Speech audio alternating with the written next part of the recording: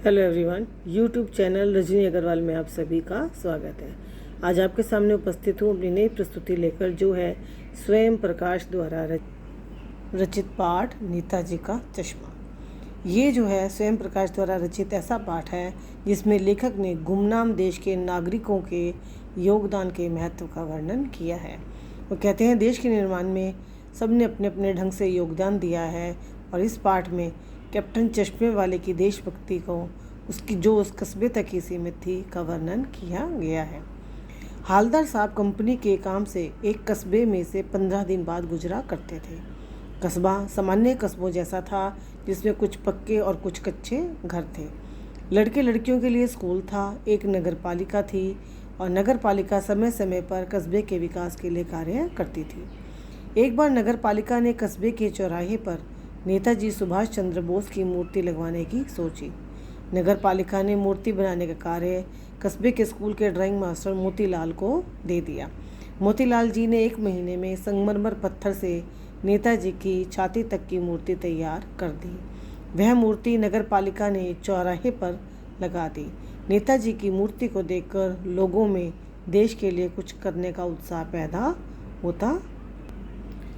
इस तरह नगर पालिका का लोगों में देश भावना जागृत करने का यह प्रयास सफल तथा सराहनीय है।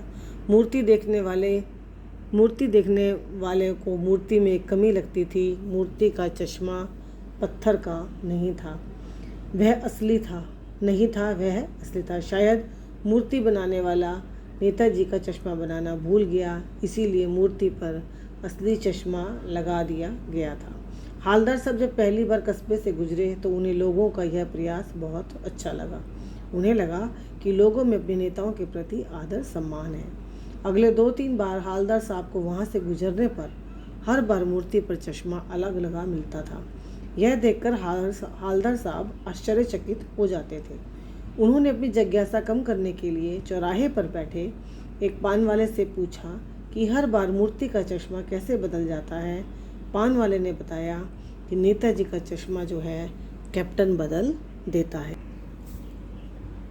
जब किसी ग्राहक को नेताजी की मूर्ति पर लगा चश्मा चाहिए तो कैप्टन मूर्ति से चश्मा उतारकर ग्राहक को दे देता और मूर्ति पर नया चश्मा लगा देता। कैप्टन को नेताजी के चश्मे के बिना मूर्ति बुरी लगती थी। उसे चश्मे के बिना नेताजी का व्यक्तित्व अधूरा प्रतीत होता था, इसीलिए वह अपने पास से एक चश्मा नेताजी की मूर्ति को लगा देता था। पान वाले ने हालदार साहब को यह भी बताया कि मूर्तिकार मूर्ति का चश्मा बनाना भूल गया था। हालदार साहब को पान वाले की यह बात बहुत बुरी लगी थी। हालदार साहब कैप्टन चश्मे वाले से बहुत प्रभावित हुए थे, जिसने अपनी देशभक्ति से मूर्ति के अधूरेपन को पूरा किया था। उन्होंने पान वाले से कैप्टन के विषय में पूछा कि क्या वह नेताजी की फौज का कोई सिपाही था। इस पर पान वाला मुस्कुरा पड़ा और बोला कि नहीं, वह एक लंगड़ा है, वह फौज में कैसे जा सकता है। पान वाला हालदार साहब को कैप्टन दिखाता है। कैप्टन एक पतला सा बूढ़ा था। उसके पास एक संदूकची थी और एक बांस था जिस पर तरह तरह के चश्मे टंगे थे। वह एक फेरी लगाने वाला था। जिस ढंग से पान वाले ने कैप्टन का परिचय दिया, वह ढंग हालदार साहब को बहुत बुरा लगा था। हालदार साहब कैप्टन के विषय में बहुत कुछ जानना चाहते थे, परंतु पान वाला कुछ बताने को तैयार नहीं। हालदार साहब उधर से गुजरे। हालदार साहब अगले 2 साल एक कस्बे से गुजरते रहे और नेताजी की मूर्ति के बदलते चश्मे देखते रहे।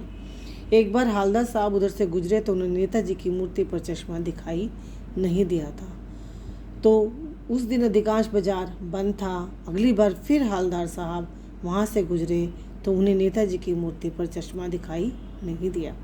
हालदार साहब ने पान वाले से पूछा कि नेताजी का चश्मा कहाँ गया। पान वाले ने उदास होकर बताया कि चश्मे वाला कैप्टन मर गया। हालदार साहब यह सुनकर चले गए।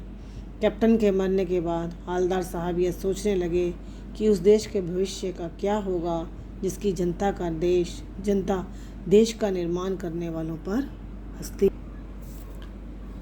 हालदार 15 दिन बाद फिर उस कस्बे से गुजरे। उन्होंने पहले ही सोच लिया था कि वे चौराहे पर रुककर मूर्ति की तरफ देखेंगे भी नहीं। वे बिना चश्मे के नेताजी की मूर्ति नहीं देख सकते थे, परंतु जैसे ही वे नेताजी की मूर्ति के सामने से गुजरे, वो ये देखकर हैरान रह हो गए कि मूर्ति पर किसी बच्चे द्वारा बनाया सरकंडे का चश्मा लगा हुआ था। यह देखकर हवलदार साहब बहुत भावुक हो गए।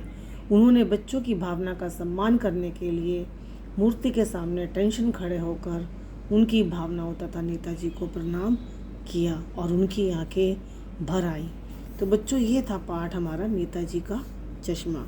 आशा करती हूँ आपको अच्छे से समझ आया होगा। धन्यवाद।